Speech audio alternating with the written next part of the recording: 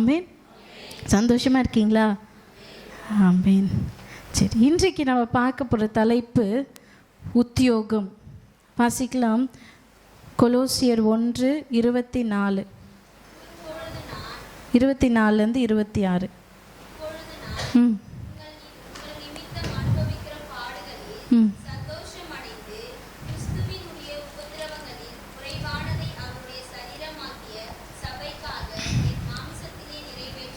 மாம்சத்திலே நிறைவேற்றுகிறேன்.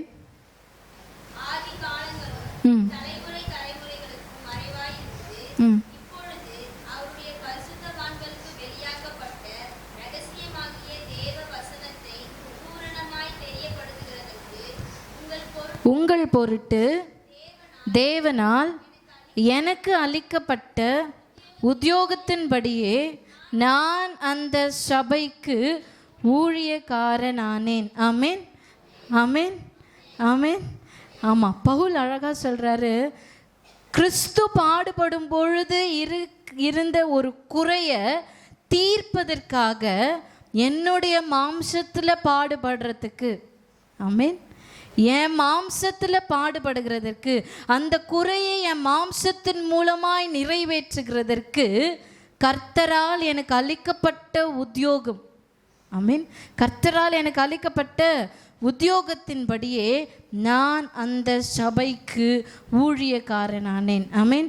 இது நிறைய மொழிபெயர்ப்பில் என்ன இருக்குதுன்னா, ஒன்று ஜாப்னு இருக்குது. பவுல் சொல்கிறாரு, கர்த்தரால் எனக்கு அளிக்கப்பட்ட ஜாப், உத்தியோகம். அதில் இன்னொரு இடத்துல பார்த்தீங்க அப்படின்னா ஸ்டூவர்ட்ஷிப் அப்படின்னு இருக்குது. அப்படின்னா உக்ரானக்காரன், ஸ்டூவர்ட்ஷிப் அப்படின்னு ஒரு மொழிபெயர்ப்பு இங்கிலீஷில் இன்னொன்றில் இருக்குது. ஆனால் உக்ரானக்காரனாய் இரு அப்படின்னா என்னென்னா, நம்ம இன்னைக்கு நம்ம ஒரு 3 தலைப்பு நம்ம பார்க்க போகிறோம் கடகடன். ஒன்று, சொல்கிறதுக்கு முன்னாடி சொல்லணும், வர்ஷிப்லேயே எல்லா மெசேஜும் முடிஞ்சிச்சு. ஆமீன். இப்போ நான் மெசேஜ் கொடுக்கறதா வேணாவா? என்ன பண்ணலாம்? சரி, முதலாவது காரியம் ஸ்டூவர்ட்ஷிப், ஜாப் அப்படின்னா கர்த்தரால் எனக்கு அளிக்கப்பட்ட உத்தியோகம், கர்த்தரால் எனக்கு அளிக்கப்பட்ட வேலை, கர்த்தரால் எனக்கு அளிக்கப்பட்ட கட்டளை, கர்த்தரால் எனக்கு அளிக்கப்பட்ட ஒரு வேலை, ஒரு ஜாப். அது என்ன? ஊழியக்காரனாய். என்ன அப்படின்னா, அப்படி முதல்ல அப்படின்னா என்னதுன்னு நீங்கள் பார்த்தீங்கன்னு வச்சுக்கோங்களேன், கர்த்தர் எனக்கு கொடுத்துருக்கிற வேலையில் பொறுப்புள்ளவனாய் இருக்கிறது. ஆமீன். கர்த்தர் எனக்கு கொடுத்துருக்கிறதுல ஜாக்கிரதையாய், ரெஸ்பான்சிபிலிட்டியோட, பொறுப்புள்ளவர்களாய் இருந்து அந்த காரியத்தை நடத்துகிறது. இப்போ கர்த்தர் நம்மளுக்கு நல்ல குடும்பத்தை கொடுத்துருக்கிறார், ஆமாவா?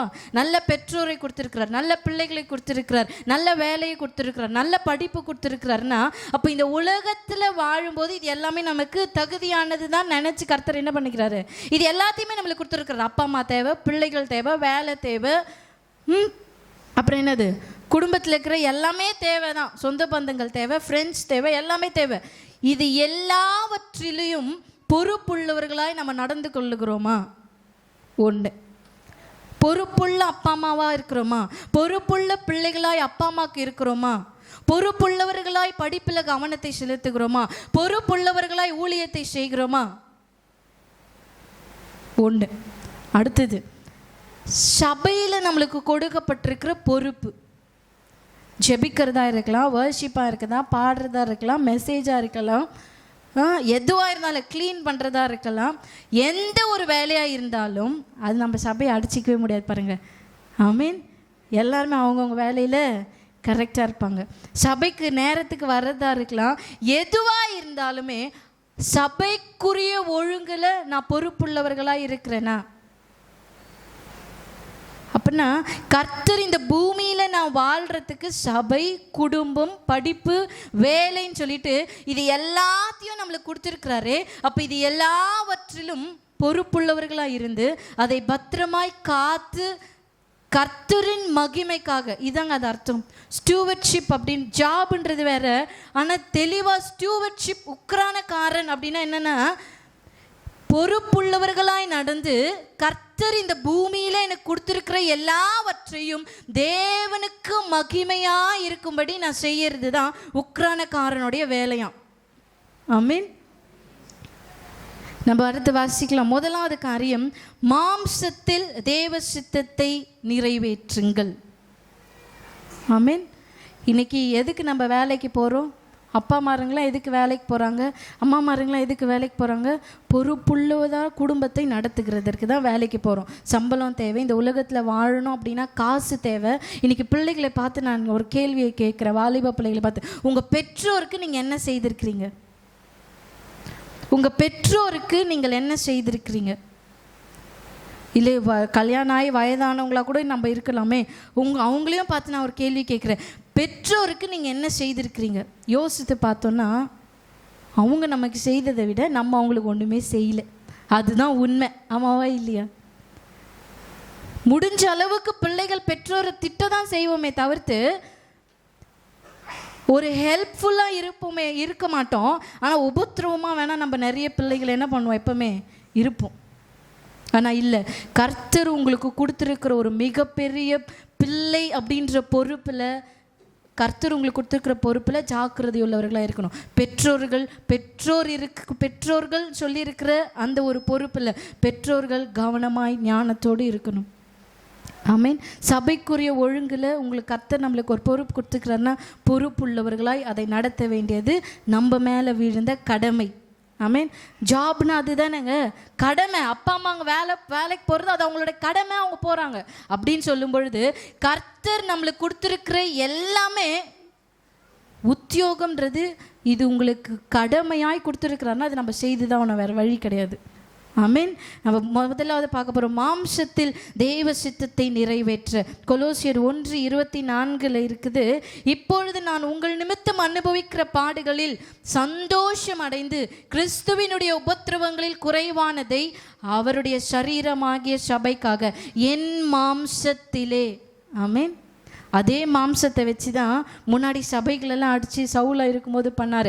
அதே மாம்சத்தில் இன்னைக்கு சொல்கிறாரு, அதே மாம்சத்தை வைத்து இன்னைக்கு கர்த்தருடைய சபைக்காக கர்த்தர் என்னை உத்தியோகனாய் ஊழியக்காரனாய் இன்னைக்கு என்னை நிற்க வச்சிருக்கிறாருன்னு சொல்கிறாரு.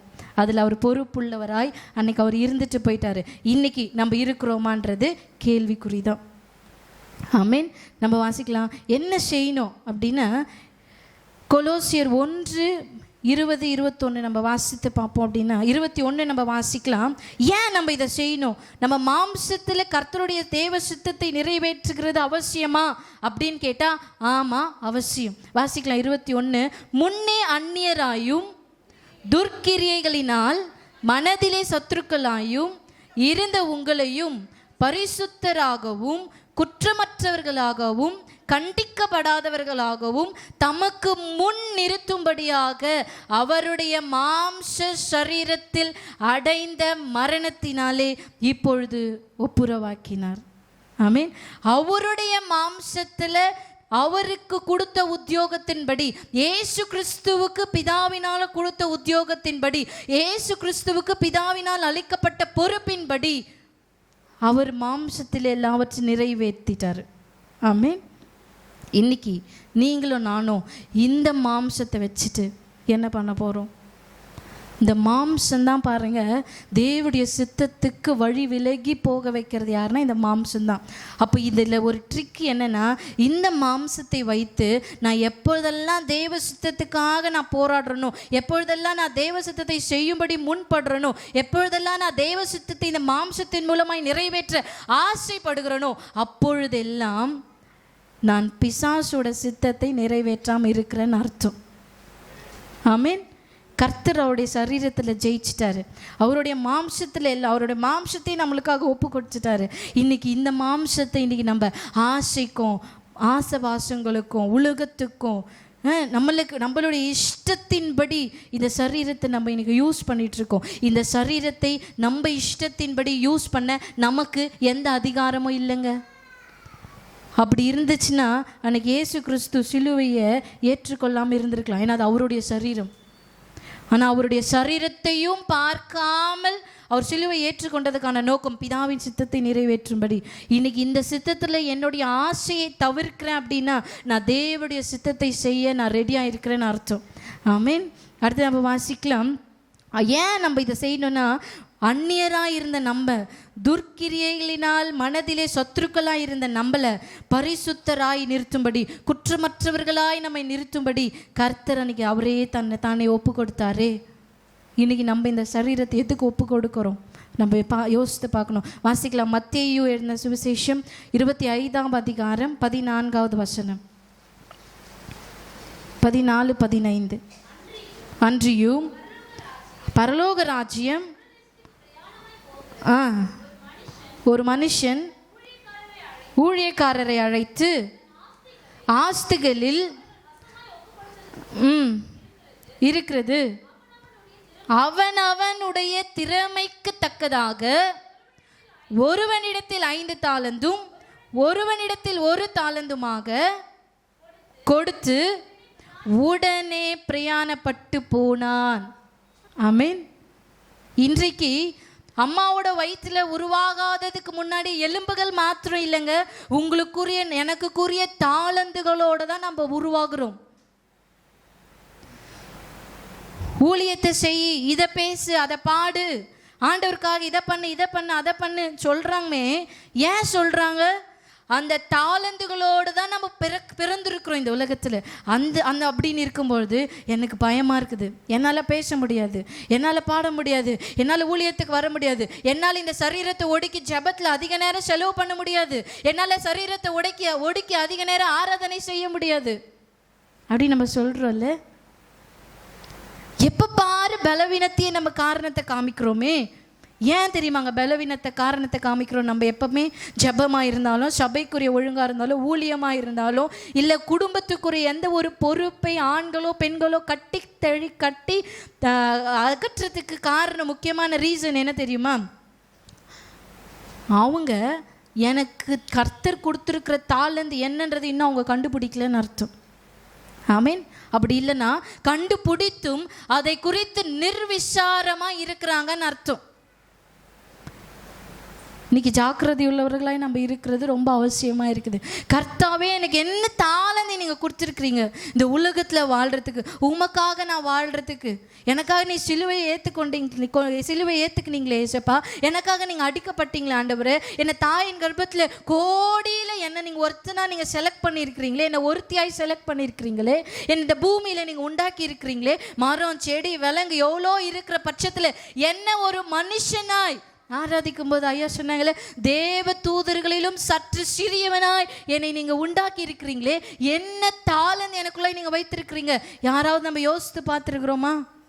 இல்லை. இல்லாததுனால தான் எல்லா சபைக்குரிய பொறுப்புகளிலும், வீட்டுக்குரிய ஒழுங்குகளிலும், பொறுப்புகளிலும் தட்டி கழித்து கொண்டிருக்கிறோம். நம்ம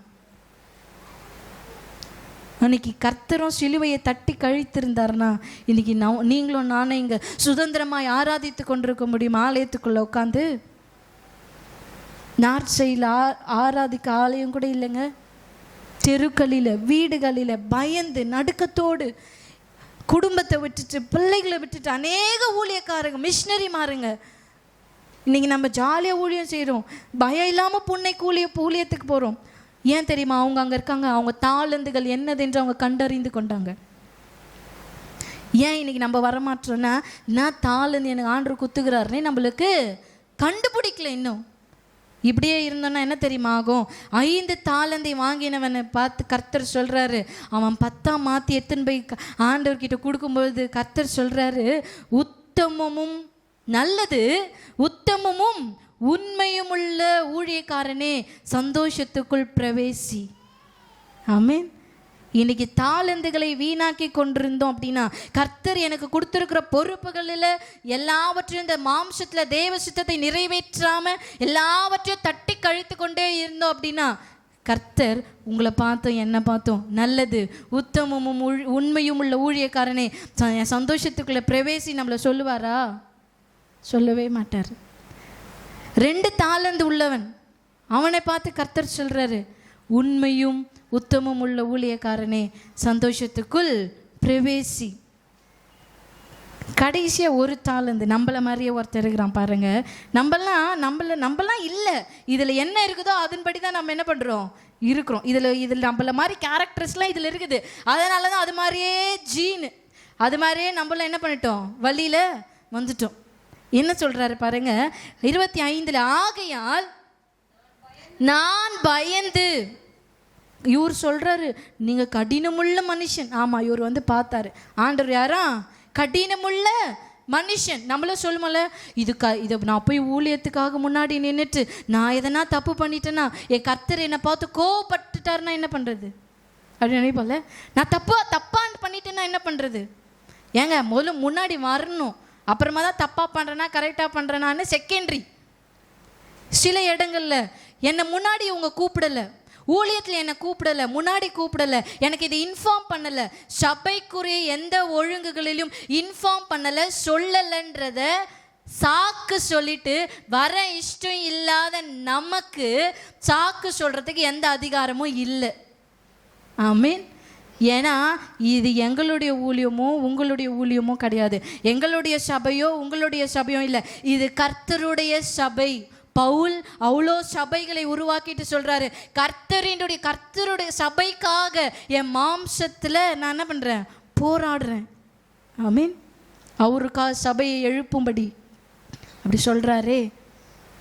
இன்றைக்கி நம்ம எல்லாவற்றிலும் பொறுப்புகளை கட்டி என்ன பண்ணுறோம், தட்டி தள்ளிட்டே இருக்கிறோம். சாக்கு போக்கு சொல்லாதீங்க. கர்த்தரும் சாக்கு போக்கு சொல்லிட்டு நம்மளை விட்டுருவார் ஒரு நாள் வரும்பொழுது. இங்கே விட்டுட்டாரு, நான் இல்லை, நான் சொல்லலை, இங்கே அதுதான் சொல்கிறது. அவர் சொல்கிறான் நான் பயந்து போய். பயன்றது இங்கே என்னது, அவனோட சோம்பேறித்தனத்தை அவன் எப்படி சொல்கிறான், பயந்து போய். சோம்பேறித்தனம், சோம்பல், நிர்விசாரம், கர்த்தருடைய காரியத்தில், வீட்டின் காரியத்தில், வீட்டின் ஒழுங்கில், பிள்ளைகளுக்குரிய காரியத்தில் சோம்பல் தனம், குடும்பத்துக்குரிய காரியத்தில் சோம்பல் தனம். நான் ஏன் செய்யணும், நீ தான் அம்மாவா இருக்கே நீ செய். நான் ஏன் செய்யணும், நீ தான் இந்த குடும்பத்துக்கு தலைவர் நீ செய். நான் ஏன்ப்பா செய்யணும், நீங்கள் தான் பெற்றோர் நீங்கள் செய்யுங்க. பிள்ளைகள் ஊழியத்தின் காரியங்களில் திவ்யாக்கா இருக்காங்க, திவ்யாக்கா பார்த்துப்பாங்க. ஜேபி அண்ணா இருக்கார், ஜேபி அண்ணா பார்த்துப்பாங்க.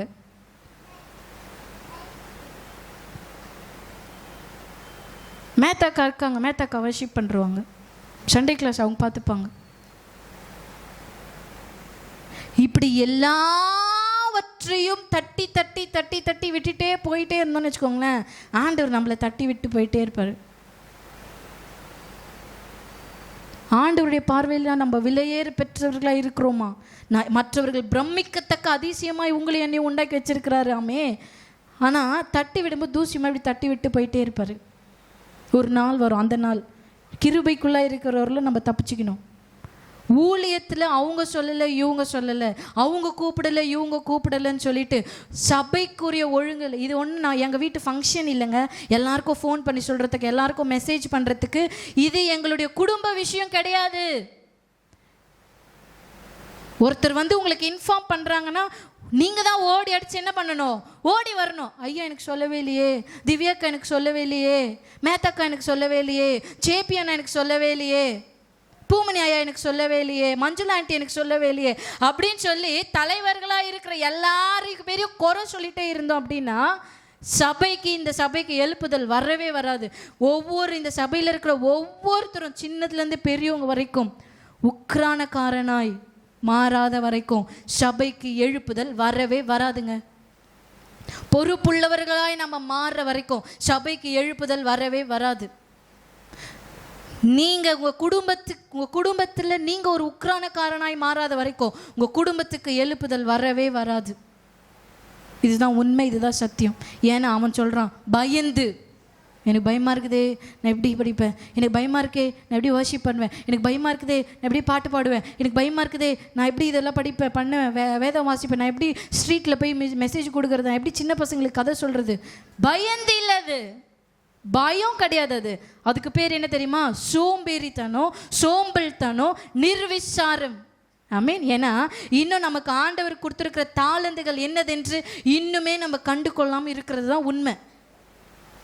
கர்த்தர் அழகாக சொல்கிறாரு 26 அவனுக்கு என்ன தெரியுமா, 5 தாளந்தோ 2 தாளந்தோ கொடுத்தவனுக்கு ஆண்டவர் என்ன சொல்கிறாரு, உண்மையும் முத்தமும் உள்ள ஊழியக்காரனே சந்தோஷத்துக்குள் பிரவேசி.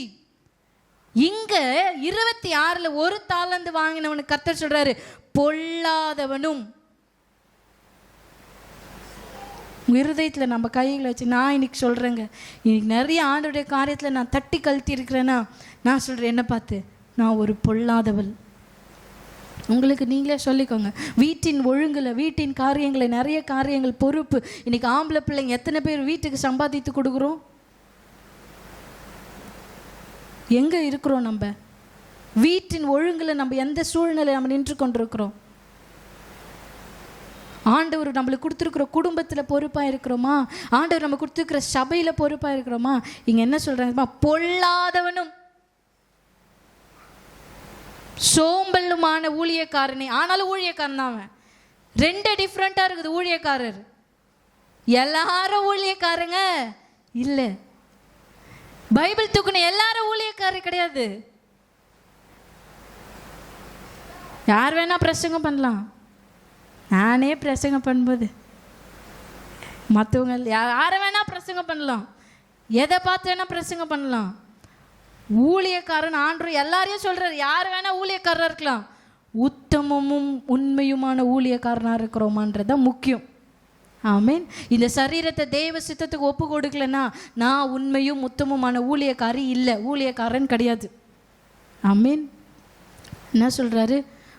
பொல்லாதவனும் சோம்பலுமான ஊழியக்காரனே, நான் விதைக்காத இடத்தில் அறுக்கிறவன் என்றும் தெளிக்காத இடத்தில் சேர்க்கிறவன் என்றும். இதை மாத்திரம் நீ நல்லா உன் மண்டையில் ஏற்றி வச்சுன்னு இருக்கிறியே. அவர் ரொம்ப ஜென்டிலாக திட்டுறாரு, நான் கொஞ்சம் இப்படி திட்டுறேன். அவரோட மைண்ட் வாய்ஸ் கேட்ச் பண்ணி திட்டுறேன். என்னன்னா, இதெல்லாம் மட்டும் மண்டையில் நல்லா ஏற்றி வச்சுன்னு இருக்கிறேடா. ஆனால் அப்படியானால் நீ என் பணத்தை வட்டி கொடுத்து கூட நீ சம்பாதிச்சு வச்சிருக்கலாமே. ஓ, அது அதில் அவன்கிட்ட இருந்தும் வாங்கி யார்கிட்ட கொடுத்துட்டாங்க? 10 தாளந்து கிட்ட இருக்கிறவனுக்கு கொடுத்துட்டாங்க. அது மறுபடியும் திட்டுறாரு பாருங்க, பிரயோஜனமற்ற ஊழியக்காரனே. ஃபர்ஸ்ட் என்ன திட்டுறாரு? பொல்லாதவனும் சோம்பலுமான ஊழியக்காரனே. இங்க திருப்பி திட்டுறாரு 30வது வசனத்துல, பிரயோஜனமற்ற ஊழியக்காரன் ஆகிய இவனை. அங்க சொன்னாரு சந்தோஷத்துக்குள் பிரவேசி, இங்க சொல்றாரு புறம்பான இருளிலே தள்ளி போடுங்கள், அங்கே அழுகையும் பற்கடிப்பும் உண்டாயிருக்கும் என்றார். இன்னைக்கு கர்த்தர் நம்மளுக்கு கொடுத்துருக்கிற பொறுப்புகளில் உண்மையாக இல்லை அப்படின்னா, உத்தமமாக இல்லை அப்படின்னா, வீட்டின் காரியமாக இருந்தாலும், ஆவிக்குரிய காரியமாக இருந்தாலும், சபைக்குரிய காரியமாக இருந்தாலும், இந்த மாம்சத்துக்குரிய காரியமாக இருந்தாலும், நம்ம ஒழுங்காக சாப்பிடலைன்னா கூட கணக்கு கொடுக்கணும். நல்லா சாப்பிட்டாலும் கணக்கு கொடுக்கணும். சரீரம் கெட்டு போயிடுச்சுனாலும் கணக்கு கொடுக்கணும். சரீரம் பரிசுத்தமாக இருந்தாலும் கணக்கு கொடுக்கணும். நம்ம அங்கே போகும்போது ஒன்று கூட டேமேஜாக இல்லாமல் போனோங்க. ஆமீன். அதுதான் முக்கியம்.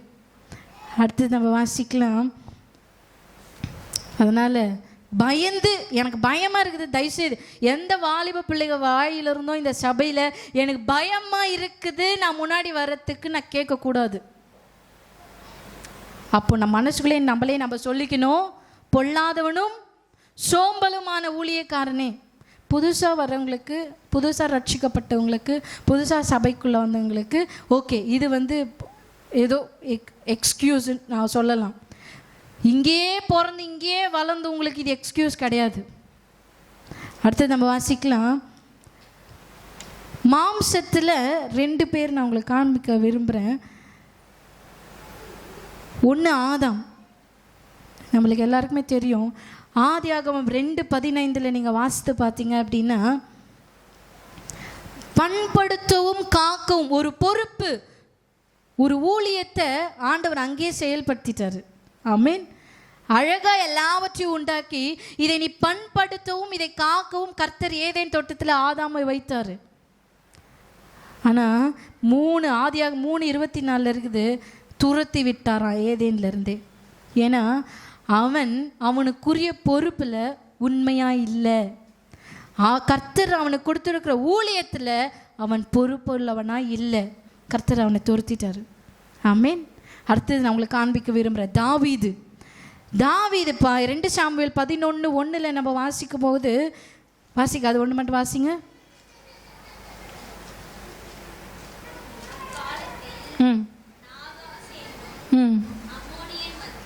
இல்லை, 2 சாமுவேல் 11:1 மறு வருஷம் ராஜாக்கள் யுத்தத்துக்கு புறப்படும் காலம் வந்தபோது தாவீது யோவாபையும் அவனோடே கூட தன் சேவகரையும் இஸ்ரவேல் அனைத்தையும் அம்மோன் புத்திரரை அழிக்கவும் ரப்பாவையும் முற்றுகை போடவும் அனுப்பினான்.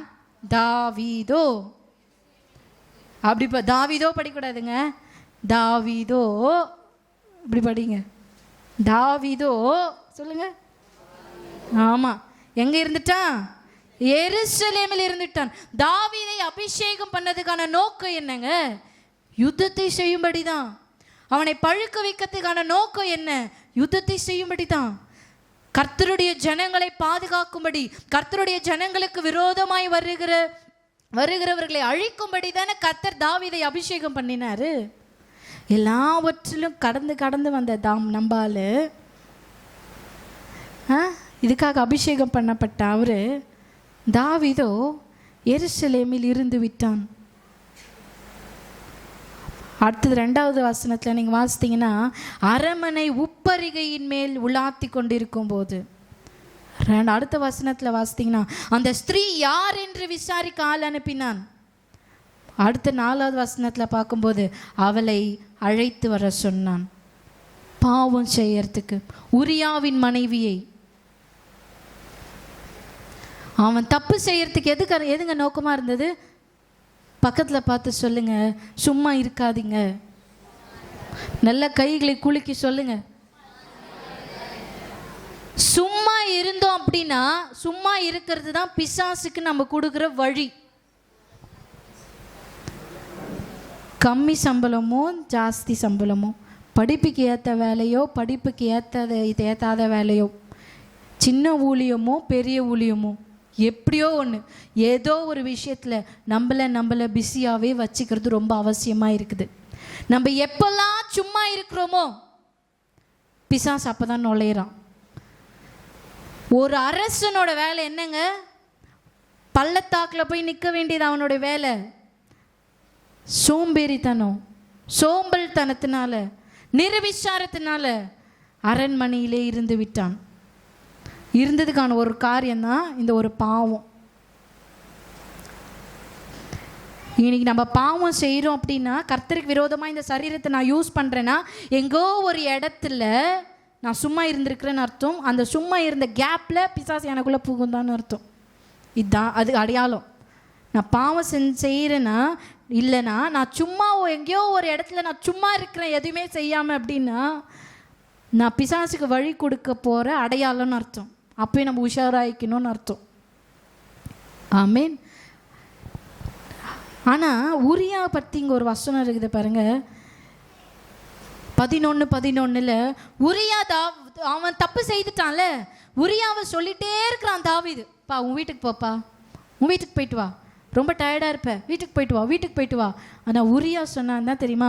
உரியா தாவீதை நோக்கி, பெட்டியும் இஸ்ரவேலும் யூதாவும் கூடாரங்களிலே தங்கி என் ஆண்டவனாகிய யோவாபும் என் ஆண்டவனின் சேவகரும் வெளியிலே பாளையம் இறங்கி இருக்கையில் நான் புசிக்கிறதற்கும் குடிக்கிறதற்கும் என் மனைவியோட சயனிக்கிறதற்கும் என் வீட்டுக்குள் பிரவேசிப்பேனோ?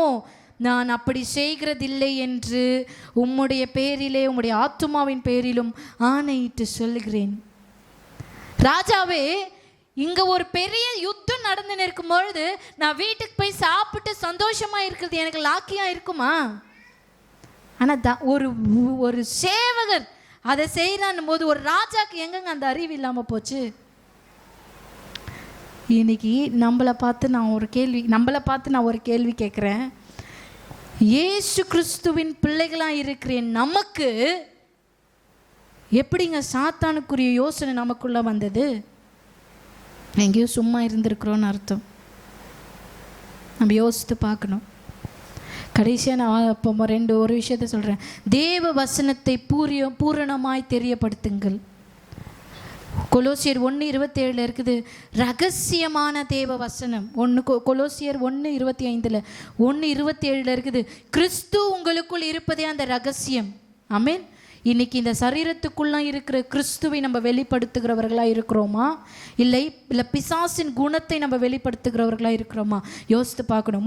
மூணாவது வெளிப்படுத்தினல் 19:13 இருக்குது, பரலோகத்தில் ரத்தம் தோய்க்கப்பட்ட ஒரு வஸ்திரத்தை தரித்திருக்கிறவரை யோவான் பார்க்குறாரு.